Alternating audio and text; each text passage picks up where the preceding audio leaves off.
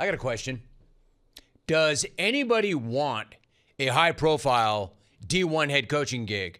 Because there is one that's pretty big, and it's up for grabs right now, yet for some reason nobody wants it. A pretty major university right smack dab in the middle of PA is pretty desperate at the moment. So if you're an aspiring coach, I would say right now is the time to shoot your shot. In fact, I don't think I've ever seen, hey, Hattie, is this the way it's going to be? I don't think I've ever seen a more desperate program than what I'm seeing right now. I'm not sure I've ever seen a hiring process devolve into such an unmitigated disaster. I'm talking about Penn State. Penn State, I've got to say, I am absolutely stunned at the state of your program right now. Like, I've seen your program in a pretty catastrophic state before. And even having said that, I'm still stunned. I'm not sure if I've ever seen a school misjudge their place in the world like Penn State just misjudged their place in the world. For instance, Drew Aller, of all people, said it all yesterday, even if it's the last thing that Penn State fan wanted to hear, and the last person they wanted to hear it from. But he was not wrong when he posted a pic of James Franklin on his Instagram with the song lyric, "Don't know what you got till it's gone." Drew Aller posted that. That's got to sting. That's got to sting seeing your quarterback acknowledging the obvious. Penn State obviously took James Franklin for granted. Now, I know you Penn Staters are all still convinced that they did the right thing by running this guy out of town on a rail. But it's kind of hard to make that argument now when you can't get anybody to replace him. Not that that's stopping the Penn Staters from making that argument. The Penn Staters believe that they're going to be just fine because eventually, somebody will take that job. And then they'll have a ton of cash that they're sitting on that they can throw around. And then they're just going to smash the portal. And everything's going to be just fine. Hey, Happy Valley, you can tell that to yourselves. Just don't bring that around here. Don't bring that nonsense around here. As an example, you know who killed in the portal last offseason? You know who dominated the portal last offseason? Brian Kelly. And where did that get him? Fired. So the portal guarantees nothing. You fired your guy first, and now you're the last ones that are still looking. The hoodie himself said it best, and I quote, "Ready, fire, aim."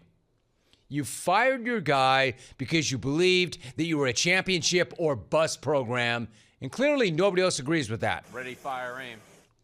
Meanwhile, what you are is a literal stalking horse for every single up-and-coming coaching candidate in the country or any other legitimate coach that was just looking to jam their current school for more money themselves. I'm telling you, the best thing that ever happened to the coaching profession was Penn State firing James Franklin because it got everybody else paid. It seemed like it was the beginning of the end of the coaching profession. It seemed like one of the worst things that could happen to the coaching profession, when in reality, it's the very best thing that ever happened to the coaching profession. One of the worst things to happen to Penn State. Not the worst thing. We know the worst thing. But one of the best things ever for the coaches. Don't believe me? Ask Kurt Signetti. Paid. Ask Matt Rule. Paid. Ask Mike Elko. Paid. Ask Eli Drinkwitz. Paid. Ask my guy Clark Lee. Paid. Ask Brent Key. Paid. Ask Kalani Sitake. Paid. Ask everybody. Anybody. Everybody gets a raise. Except Penn State doesn't have a coach. I mean, there were also some interesting lower profile candidates that all could have been possibly intriguing. Not that that's what they were thinking, believe me. They were looking for a slam dunk, a cold-blooded killer that they didn't think they had in Franklin. But no. Once they found out that, damn, we aren't who we thought we are, although I don't think they've admitted that to themselves. They started thinking, all right, how about the next Curt Cignetti? How about Bob Chesney? How about Brian Hartline? How about Will Stein? Couldn't get them. Chesney may or may not be done yet, but couldn't get them. I mean, incredibly, it's one thing not to get your first choice, or your second choice, or your third choice, or your 8th choice, or your 15th choice, or anybody at all. Nobody wants to coach Penn State. I don't know. You could say it's because, well, Ohio State's in the conference. There's that. Or you could say it's because they sawed off the last guy 10 seconds after he had them in a national semifinal 11 months prior. Think about that. They came up 3 points short of the national championship game less than a year ago. That's how far they've fallen in just 11 months. Yet, Penn Stater is still convinced that running that guy who had them in a national semifinal 12 months ago was still the right move for the program. I mean, sure, I guess. If you could find somebody better to replace him, sure, break him off. Hell, if you could find anybody at all to replace him. But they can't. And of course, if you can't get a coach to commit to your program, then you sure as hell aren't going to get any players to commit to your program. And they can't. Like, what is there to commit to? This is why Penn State's recruiting class right now is off the charts. And by off the charts, I mean off the charts, below the charts. 2 commits is not even enough to call it a recruiting class. That's just 2 recruits. It's 2 for me. And I still can't get over the fact that they lost. They had, and they lost Fat Rat Brown. Fat? And not just because James Franklin flipped him, not just because Franklin was the one who poached the Fat Rat, but also because his name is Fat Rat Brown. Fat Rat Brown. And needless to say, the Fat Rat fam had to jump today. It's just too good. It's probably my favorite recruit in the history of recruits. 5-star, 4-star, 3-star, doesn't matter. He's my favorite recruit ever. Fat Rat. If Penn State could have just retained that one guy, just that one guy. First of all, if you could have kept Fat Rat, you probably could have gone back to one of these coaches, and they would have taken the job. Because along with that job, what do you get? The Fat Rat. Fat. If you could have kept that guy, it probably would have saved the entire recruiting class, and you probably would have a coach right now. But of course, they couldn't keep the Fat Rat because they've got no cheese to entice the Fat Rat with. You don't have to take any of this from me, though, Penn Stater, because I know you're pissed and you're up in arms and you don't want to hear it and you think I'm talking out my ass and you think I have no idea what I'm talking about. Fine. You're entitled to your inaccurate opinion. But take it from one of your own, a former star quarterback from York, PA. Somebody who went on to become a Super Bowl winning Steelers assistant, who went on to become a Super Bowl winning head coach. Of course, I'm talking about the aforementioned podcast guest this week, Bruce Arians, who also happens to be a Virginia Tech alum, who also happened to be instrumental in Virginia Tech's hiring of James Franklin. So let's just say he's really familiar with the situation. So I asked him what he had to think or what he had to say about how things are playing out in Happy Valley and exactly what's going on at Penn State. And this is what Bruce Arians told me yesterday on our pod. Penn State's not a team that's bought players. You know, they haven't gone into the portal heavily, but they recruit players. You know, there are certain schools you got to live and die by the portal, and certain schools, the day you open up, you get 3 or 4 4-stars, 5-stars, just because that's where you're coaching. And you know, Penn State's been that school, so it shocks me they don't have a coach and have no clue what their AD is even thinking. How about that, Penn Stater?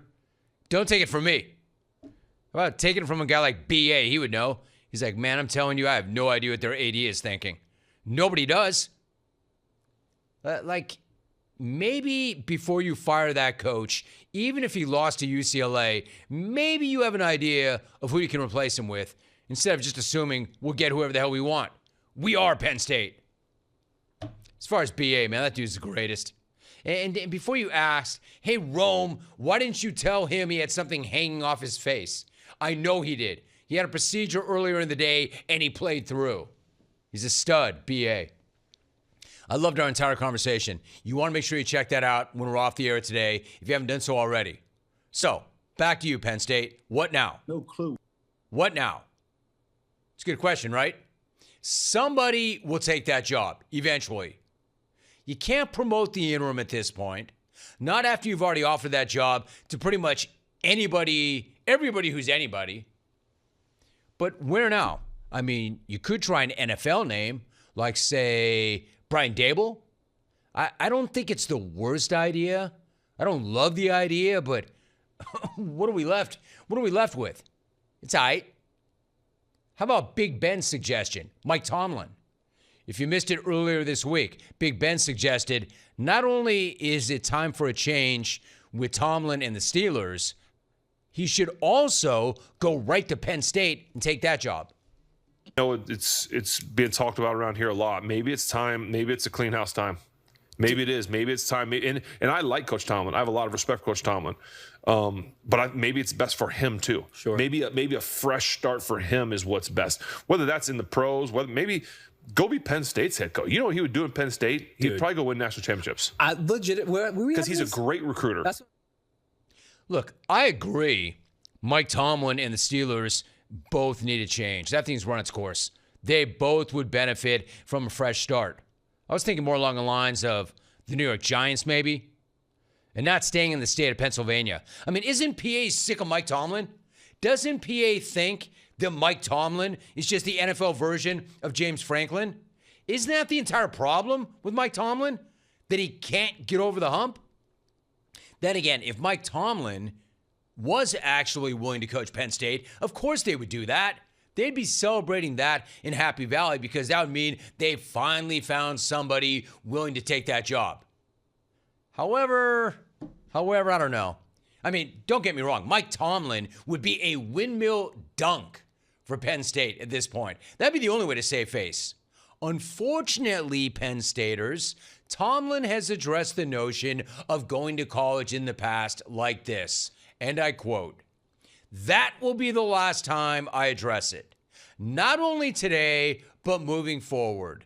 Never say never, but never." Okay?